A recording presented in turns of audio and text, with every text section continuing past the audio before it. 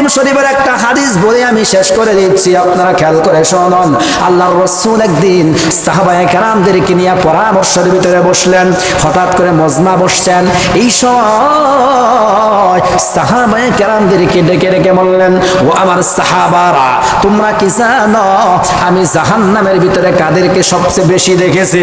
সাহাবায়ে কেরাম আরজ করলেন, ইয়া রাসূলুল্লাহ, ইয়া হাবিবাল্লাহ, হে নবী গো, এটা তো আমরা জানি না, আপনার কাছ থেকে আমরা একটু জানতে চাই।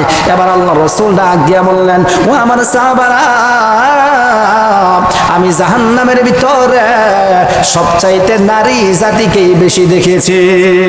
সাহাবায়ে কেরাম প্রশ্ন করলেন, ইয়া রাসূলুল্লাহ, ইয়া হাবিবাল্লাহ, সবচাইতে নারী জাতিকে কেন আপনি জাহান্নামের ভিতরে বেশি দেখেছেন? কেনই বা নারী জাতি জাহান্নামের ভিতরে বেশি যাবে? রাসূল আবার সাহাবায়ে কেরামদেরকে ডেকে ডেকে বললেন, ও আমার সাহাবারা, নারীগুলো এই জন্যই বেশি জাহান্নামে যাবে কারণ তাদের এক নাম্বার দোষ হলো তারা মানুষদেরকে বেশি বেশি অভিশাপ দেয়, তারা মানুষদেরকে বেশি বেশি গালিগালাজ করে। এবার সাহাবায়ে কেরাম ডাক দিয়ে বললেন, ইয়া রাসূলুল্লাহ, ইয়া হাবিবাল্লাহ গো, হে নবী, এই কারণেই কি মহিলারা বেশি বেশি জাহান্নামে যাবে? এবার রাসূল ডাক দিয়ে বললেন, ও আমার সাহাবারা, শুধু এই কারণে নয়, আরো একটা কারণে নারীরা বেশি বেশি জাহান্নামে যাবে। কয় কি কারণে বলো? ওই কারণটা হলো তারা স্বামীর বেশি বেশি অবাধ্য হয়ে যায়। ও আমার মা গো, গভীর রজনীতে বয়ানটা আমি আপনাদেরকে করে গেলাম, অন্তত পক্ষে দুইটা কথা মানবেন। একটা হলো জীবনে কোনোদিন কোনো অবস্থায় কোনো সময় সন্তানকে গালি দিবেন না, সন্তানকে অমুকের বাচ্চা তমুকের বাচ্চা, তোর বুকে সাঙ্গারি দিতে পারলাম না, তুই মরতে হারস না, বলে কিনা? বলে। জীবনে কোনোদিন বাবা হইয়া সন্তানকে এই জাতীয় কথা কোনোদিন বলবেন না, সন্তানকে কোনোদিন অভিশাপ দিবেন না, সন্তানকে কোনোদিন বদদুয়া দিবেন না। সন্তান যদি অপরাধ করে ভুল করে গো, ওই সন্তানকে ক্ষমা করে দিবেন এবং আল্লাহ দরবারে দোয়া করে বলবেন, হে আল্লাহ, আমার সন্তান আমার অবাধ্য হয়ে গেছে, ওই সন্তানের জন্য আপনার দরবারে দোয়া করলাম। হে মহান আল্লাহ,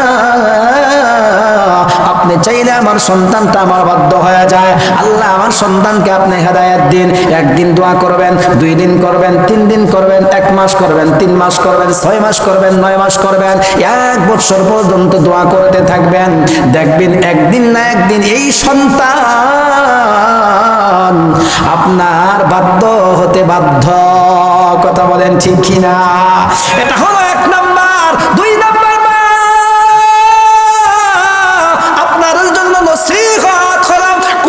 স্বামীর অবাধ্য হবেন না।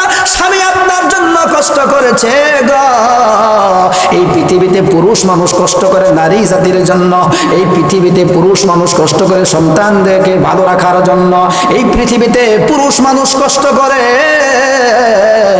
তার স্ত্রীকে একটু ভালো অবস্থানে রাখার জন্য। কোনোদিন কোনো অবস্থাতেই কোনো সময় আপনার স্বামীর বিরুদ্ধে যাবেন না, আপনার স্বামীর অবাধ্য হবেন না। যদি এটা হন তাহলে কাল কিয়ামতের ময়দানে রাসূলের হাদিস সত্য, রাসূল সত্য, আল্লাহ সত্য, কোরআন সত্য, আমরা সবাই মিথ্যা। কথা বলেন ঠিক কি না? আমরা মিথ্যা, রাসূলের কথা সত্য। ওই কিয়ামতের ময়দানে জাহান্নাম ছাড়া কোনো উপায় থাকবে না। ও বন্ধু, ও মুসলমানেরা রে, আমি শেষ করে দিচ্ছি, আমার দিকে তাকান, মনটাকে নরম করে দেন। গভীর রজনী মোনাজাত করে বাড়িতে চলে যাবেন। এবার জুরাইজ ডাক দিয়া বলল, আমার অপরাধের কারণে কিন্তু এই মহিলা আমার সম্মান নষ্ট করেছে। হে বাদশা, তার বিরুদ্ধে আমার কোনো অভিযোগ নাই, অভিযোগ নাই। আপনি আমার ঘরটা বানাইয়া দেন, ওই জায়গায় গিয়ে আমি আল্লাহর কুদরতি পায়ে সিজদা করতে থাকি। আমার ভুল হয়ে গেছে, আমার মায়ের কাছে গিয়া ক্ষমা চাই, আমার মায়ের কাছে গিয়ে আমি মাফ চাই। জুরাইজ এখান থেকে চলে আসলেন। উক্ত হাদিস দ্বারা কি বুঝতে পারলাম? ও যুবক ভাই, ও যুবক ভাই, তোমার জীবনটা কোনোদিন নষ্ট করিও না, বাবা মার অবাধ্য হইও না। চায় না তার সন্তান খারাপ হয়ে যাক, তার সন্তান বিনষ্ট হয়ে যাক, তার সন্তান ধ্বংস হয়ে যাক। কোনো বাবা মা কিন্তু কোনোদিন চায় না। ও যুবক ভাই, তিন কথার সাথী পাইয়া ওই বাবা মাকে কোনোদিন কষ্ট দিও না। ও যুবক ভাই, কোনো একটা কার্যক্রমে কোনোভাবে যদি বাবা মাকে কষ্ট দিয়ে ফেলা, বাবা মাকে যদি অসন্তুষ্টি করে ফেলা, সাথে সাথে একটা ভালো কর্ম এমন করো সেই কর্মের কারণে বাবা মা তোমার উপরে সন্তুষ্ট হয়ে যাবে, যেই কর্মের কারণে বাবা মা তোমার উপরে সন্তুষ্ট হয়ে যাবে। ও মুসলমান ভাই গো, ও যুবক মায়েরা, কোনো একটা কার্যক্রমে, কোনো একটা কথায়, কোনো একটা কাজের মাধ্যমে বাবা মা যদি একটু অসন্তুষ্ট হয়ে যায়, ওই বাবা মার কাছ থেকে ক্ষমা নিয়ে নাও। ওই বাবা যদি তোমার বিরুদ্ধে কোনো সময় কিছু বলে, এটাও তোমার ভালোর জন্য বলেছে। ওই বাবা যদি তোমার মতের বিরুদ্ধে যাও, ওটাও তোমার ভালোর জন্য বলেছে। কারণ পৃথিবীর কোনো বাবা নাই, পৃথিবীর কোনো মা নাই কখনো সন্তানের খারাপ চায়। কথা বলেন ঠিক কি না? যদি কোনো অপরাধ করে ফেলো, বাবা মার কাছ থেকে ক্ষমা চেয়ে নাও, বাবা মার কাছ থেকে মাফ চেয়ে নাও।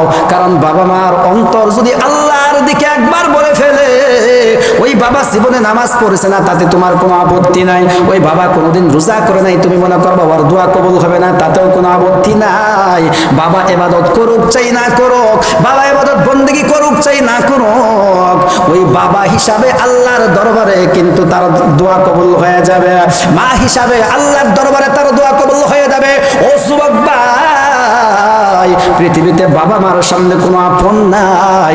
যাহা কিছু দেখতেছ সব কিছুই পর, সব কিছুই বাটপার, সব কিছুই সিটারি, সব কিছুই দুই নাম্বারি, সব কিছুই স্বার্থপর। একমাত্র নিঃস্বার্থ ভালোবাসে আমার মা এবং বাবা। কথা বলেন ঠিক কিনা? ও যুবক ভাই, তোমাদের জন্য নসিহত হলো, বাবা মার সাথে কোনোদিন দুরাচরণ করবে না।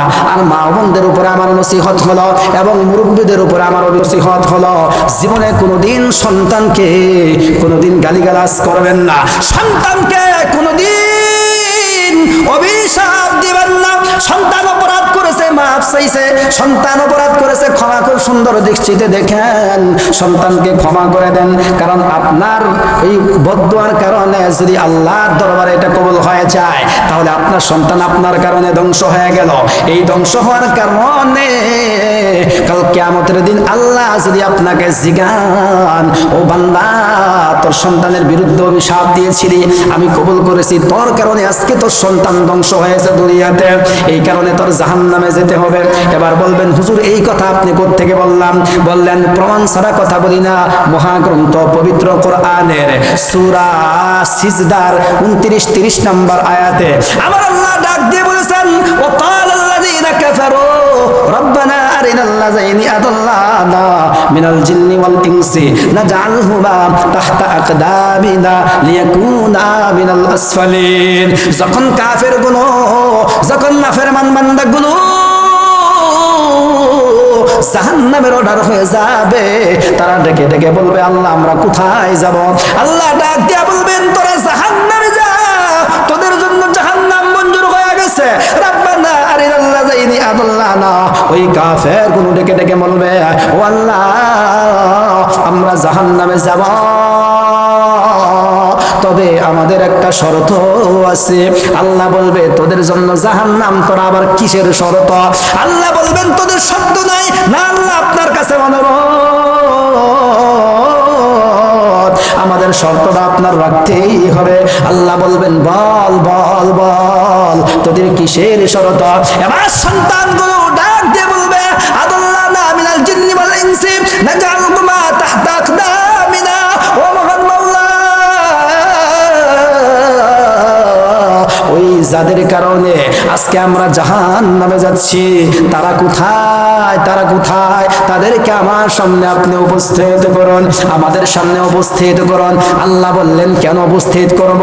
ওই বাবা মা কোথায়? যেই বাবা নামাজ পড়েছে, আমাকে নামাজের কথা কোনোদিন বলে নাই। যেই বাবা রোজা করেছে, আমাকে কোনোদিন রোজার কথা বলে নাই। যেই বাবা প্রতি মাসে 3 দিন পর্যন্ত তাবলীগ করেছে গো, ওই বাবা কোনোদিন আমাকে তাবলীগে যাওয়ার জন্য বলে নাই। যেই বাবা আমার জন্য অভিশাপ দিয়েছিল, ওই বাবার অভিশাপের কারণে আমি ধ্বংস হয়ে গিয়েছি। যেই বাবা আমার যে এত বড় ক্ষতি করেছে, ওই বাবা আজকে জান্নাতে যাবে আর আমি জাহান্নামে যাব, এটা হতে পারে না। এবার আল্লাহ ডাক দিয়ে বলবেন, যদি তোর বাবা মাকে উপস্থিত করি তাহলে কি করবি? এবার সন্তানগুলো চিৎকার করে বলবে, আল্লাহ তাহতা আকদামিনা লিয়াকুনা মিনাল আসফালিন, তাদেরকে আমার সামনে উপস্থিত করুন, তাদের ঘাড়ের ভিতরে পাড়া দিয়া একসঙ্গেই জাহান্নামে যাব। বলেন নাউজুবিল্লাহ। আমার ভাইরা, দীর্ঘ সময় ধরে আপনার সামনে আলোচনা করতেছিলাম, অনেক সময় হয়ে গেছে, আর সম্ভব নয়, প্রায় প্রতিদিন আলোচনা থাকে, আর সম্ভব নয়, আমি শেষ করে দিচ্ছি।